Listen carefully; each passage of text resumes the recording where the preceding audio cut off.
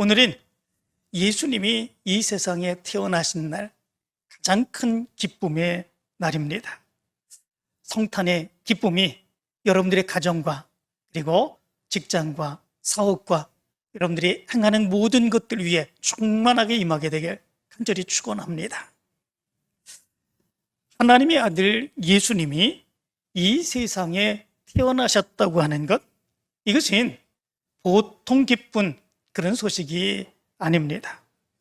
이 소식은 한두 사람에게 좋은 소식이 아니라 온 세상의 모든 사람들에게 좋은 소식이고 기쁨의 소식입니다.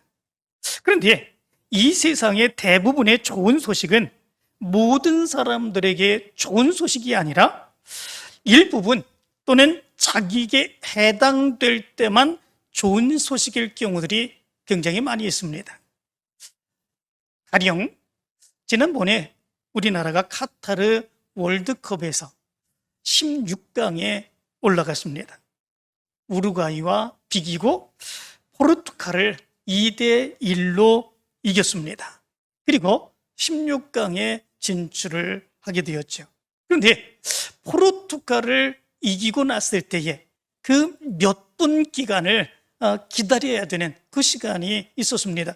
우루과이와 가나의 경기 결과가 어떻게 되느냐에 따라서 우리나라가 16강에 올라가느냐 아니면 떨어지느냐, 이것이 결정되는 그런 모습들이 있었지요. 얼마나 조마조마했는지 모릅니다. 그런데 결국은 우리나라가 16강에 올라가게 되었죠. 그때의 기쁨이 얼마나 컸는지 모릅니다. 정말로 엄청난 그런 기쁨이었었지요. 그런데 우리나라가 16강에 올라갔다라고 하는 것은 우리나라 사람들에게는 기쁨의 소식입니다. 그것보다 더 기쁘고 그것보다 더 즐거운 그런 소식이 없지요. 그렇지만 우루과이에는 어떻습니까? 그것보다 괴롭고 그것보다 슬픈 그런 소식이 없는 것이지요. 이렇게 많은 일들이 내게 좋은 소식일 수 있지만, 그러나 반대로 다른 사람에게는 좋은 소식이 되지 않는 경우들이 얼마나 많이 있는지 모릅니다. 그런데 예수님이 이 세상에 태어나셨다라고 하는 소식은 모든 사람들에게 기쁨의 소식이다, 이렇게 말씀해 주고 있습니다. 오늘 성경 말씀 2장 10절은 이렇게 말합니다. 천사가 이르되 무서워하지 말라. 보라, 내가 온 백성에게 미칠 큰 기쁨의 좋은 소식을 너희에게 전하노라. 이렇게 말씀해 주고 있습니다. 온 백성에게 미칠, 이렇게 말합니다. 온 백성이라고 그러면 누구를 얘기해 주고 있겠습니까? 이스라엘 백성들만을 이야기해 주고 있는 것이 아니라 이 세상의 모든 사람들, 그것을 의미해 주고 있습니다. 이 세상의 모든 사람들에게 미치게 될 기쁜 큰 좋은 소식을 알려주겠다. 천사는 그렇게 얘기해 주고 있는 것을 보게 됩니다. 그렇다면 예수님께서 이 땅에 오신 것이 어떻게 모든 사람들에게 미칠 기쁨의 소식이라고 하는 것일까? 라고 하는 거지요. 11절의 말씀 가운데 보면 이렇게 말합니다. 오늘 다윗의 동네에 너희를 위하여 구주가 나셨으니 곧 그리스도 주시니라. 이렇게 말씀해 주고 있습니다. 여기 말씀 가운데 보면 오늘이라고 말씀해 주고 있습니다. 이 오늘이라고 하는 말은 세메론이라고 하는 말입니다. 이것은 이 역사적인 그런 시간, 역사적인 그 역사의 하루 가운데, 그날 가운데에 예수님께서 이 세상에 태어났다라고 하는 사실을 얘기해 주고 있는 거지요. 그때가 가이사가 로마의 황제였을 때입니다. 그리고 구레뇨가 수리아의 총독으로 있을 때입니다. 그리고 헤롯이 유대인의 왕으로 있을 때입니다.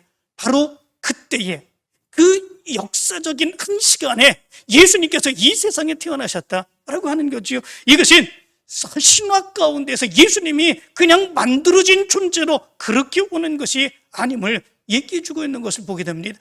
우리가 사는 이 역사 속에 예수님께서 신이 진짜로 이 세상으로 태어나시는 그 모습이 있었다라고 하는 것이지요. 그런데 이 세상에 육체를 입고 태어나시는 예수님의 모습에 대해서 세 가지의 단어로 오늘 성경은 말씀해 주고 있습니다. 그 세 가지는 첫 번째는 구주입니다. 구주, 이 말은 소텔이라고 하는 말입니다. 이 말은 구원자, 구세주라고 하는 의미를 가지고 있습니다. 예수 그리스도께서는 우리의 삶의 모든 문제, 질병, 모든 고통, 모든 근심, 모든 위험에서 우리를 건져주실 것을 믿습니다. 그런데 이것이 모든 사람들에게 그런 역사를 보여주시는 것은 아니죠. 예수 그리스도를 믿는 믿음의 사람들에게 하나님께서는 예수 그리스도를 통해서 하나님의 놀라운 능력의 역사를 보여주시는 거죠. 예수 그리스도를 믿지 아니하는 사람들은 예수 그리스도가 주시는 하나님의 놀라운 능력과 은혜와 역사를 체험할 수 없습니다. 그렇다면 온 백성들, 모든 사람들에게 기쁨의 소식이라고 했는데 예수님께서 구원자, 구세주가 된다고 하는 것, 그것은 모든 사람에게 기쁨이 되는 소식이 아닐 수 있지 않습니까? 그러면 무엇으로부터 모든 사람에게 기쁨이 되는 그런 모습들이 있습니까? 예수 그리스도를 믿는 사람이든 예수 그리스도를 믿지 아니하는 사람이든 모든 사람들에게 구원자의 기쁨의 모습이 있게 되는 것, 공통적인 문제, 그것은 무엇입니까? 죄의 문제입니다. 예수 그리스도를 믿는 사람도 죄 가운데에 고통받고 있는 그런 모습들이 있습니다.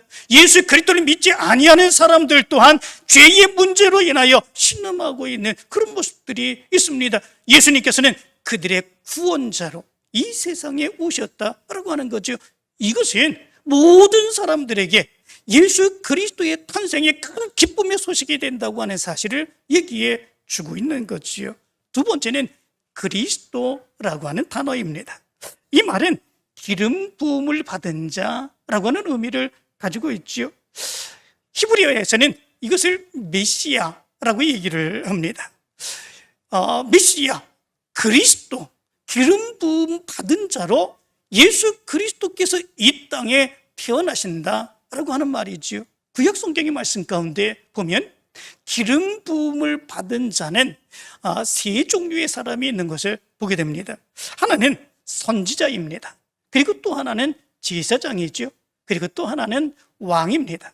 이 세 종류의 사람들이 기름 부음을 받고 하나님이 행하시는 하나님의 놀라운 역사를 일으키지요. 선지자는 하나님의 말씀을 대언해서 하나님의 말씀을 전해주는 사람이 바로 선지자입니다. 제사장은 이스라엘 백성들의 모든 마음과 기도의 제목과 그 마음의 사모함을 가지고 하나님께로 올려드리는 그 사람이 제사장입니다. 왕은 하나님의 말씀을 붙들고 그 말씀으로 하나님의 마음으로 이스라엘 백성들을 다스리는 사람이 바로 왕입니다. 이런 사람들이 기름 부음을 받은 자다라고 하는 거죠. 그런데 예수님은 하나님의 말씀을 우리에게 전해주시고 우리의 문제를 하나님께 알려주시고 하나님의 말씀으로 우리를 다스리기 위해서 이 세상에 오셨다라고 하는 거죠. 이것은 예수 그리스도를 믿는 사람이든지 믿지 아니하는 사람이든지 모두에게 큰 기쁨이 되는 그런 소식이다라고 하는 것이죠. 세 번째는 주라고 하는 단어입니다. 이 말은 퀴리오스라고 하는 말로 주인이라고 하는 말입니다. 이 퀴리오스라고 하는 말이 사람에게 적용될 때에는 권위 있거나 자격이 있다라고 하는 의미로 사용이 됩니다. 그리고 통치자에게 이 단어가 사용이 될 때는 강력한 영향력을 지닌다라고 하는 의미를 가지고 있습니다. 다시 말하면 이 세상에 오시는 주님이신 예수님께서는 권위 있습니다, 자격이 있습니다, 강력한 영향력, 능력을 가지신 분이시다 라고 하는 것을 얘기해 주고 있는 거죠. 뿐만 아니라 여기에 주 퀴리오스라고 하는 말은 하나님을 일컫는 그런 말이기도 합니다. 그래서 여호와라고 하는 말을 헬라어로 번역할 때 퀴리오라고 하는 말로 번역을 하는 것을 보게 됩니다. 그런데 이 세상에 태어날 아기 예수에 대해서 주 퀴리오스라고 번역하고 있는 것을 보게 됩니다. 그분은 정말로 낮아진 모습으로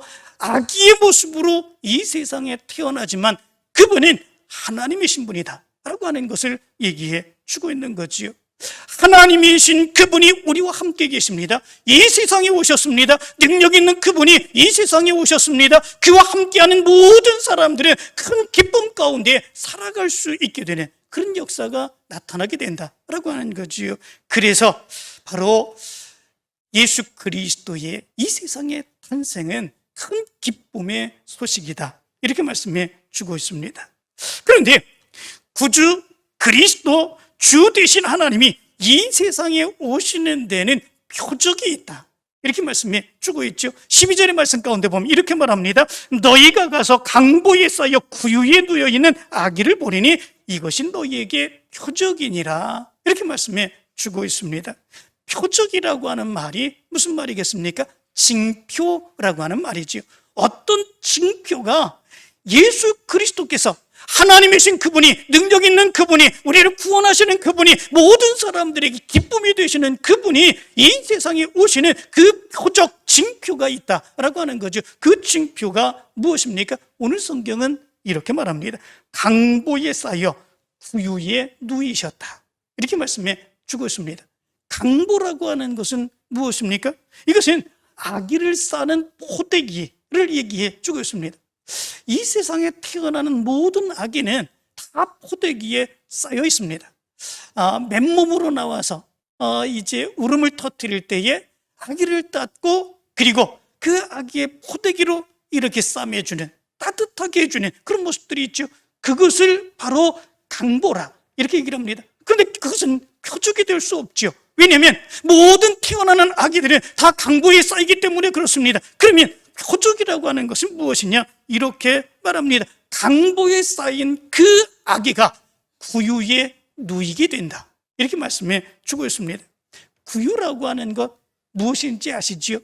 짐승의 먹이를 담는 그릇을 구유라, 이렇게 이야기를 합니다. 그런데 아기가 강보에 쌓여서 구유에 누겼다라고 하는 것, 이것이 굉장한 특별한 의미를 가지고 있습니다. 이것이 징표가 될 수 있습니다. 모든 그런 아기들이 그렇게 행하는 것이 아니기 때문에 그렇습니다. 그렇기에 그 징표의 모습은 무엇이겠습니까? 하나님이신 그분, 주가 되신 그분, 구주가 되신 그분, 그리고 우리에게 오신 하나님의 능력을 가지신 그분이 이 세상의 정말 낮은 위치까지, 낮아질 수 없는 그 낮은 위치까지 내려오신다라고 하는 의미를 가지고 있는 것을 보게 됩니다.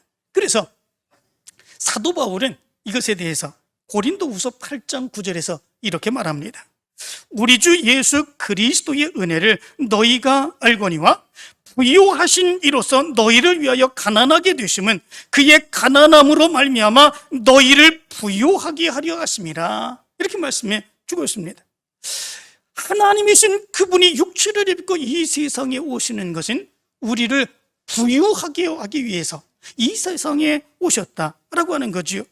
그 우리를 부유하게 하기 위해서 오히려 가난하게 되어서 이 세상에 오신 것이다, 이렇게 말씀해 주고 있습니다. 스스로 자신을 낮추어 가난하게 되시고 우리를 높이시며 부유하게 하기를 원하셨다라고 하는 거지요.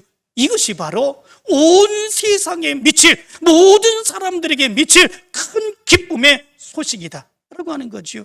그렇지 않습니까? 하나님이신 그분이십니다. 구주이신 그분이십니다. 우리 모든 죄 가운데서 구원해 주시기를 원하십니다. 권능 있는 그분이십니다. 능력 있는 그분이십니다. 그분이 이 세상으로 내려오셔서 우리와 함께 하십니다. 철저하게 자기를 낮추시며 우리를 높여주시기를 원하십니다. 이것보다 더 큰 기쁨의 소식이 어디 있는가라고 하는 거죠. 그래서 예수 그리스도가 이 땅에 태어나시는 이 모습은 모든 사람들에게 큰 기쁨의 소식이다, 이렇게 말씀해 주고 있습니다. 이러한 하나님의 모습에 13절과 14절은 이렇게 말합니다. 호련히 수많은 천군이 그 천사들과 함께 하나님을 찬송하여 이르되 지극히 높은 곳에서는 하나님께 영광이요 땅에서는 하나님이 기뻐하신 사람들 중에 평화로다. 천군과 천사가 하늘에 계신 하나님께 영광을 돌렸습니다. 뿐만 아니라 하늘에 계신 그 하나님이 이 세상에 아기의 예수로 내려오셔서 우리와 함께 하시는 그 모습을 보면서 하나님과 우리 가운데 큰 평화가 이루어지게 되었다. 천군과 천사가 찬양하게 되는 이 모습이 여기에 나타나고 있는 것을 보게 됩니다. 이것은 전적인 하나님의 은혜이고 기쁨의 소식이다라고 하는 거지요. 이렇게 예수 그리스도께서 이 세상에 태어나신 탄생의 모습은 온 백성에게 미칠 큰 기쁨의 좋은 소식입니다. 예수님은 우리에게 구주가 되십니다. 그리스도가 되십니다. 주가 되십니다. 그 표적이 강보에 쌓여 구유에 누인 아기의 모습으로 나타나게 됩니다. 우리를 위해서 철저하게 낮아지셨습니다. 그래서 모든 사람에게 기쁨을 주시는 하나님의 축복의 역사가 있게 하셨습니다.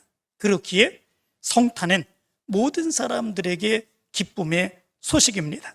천군과 천사들도 찬양할 수밖에 없는 기쁨의 소식입니다.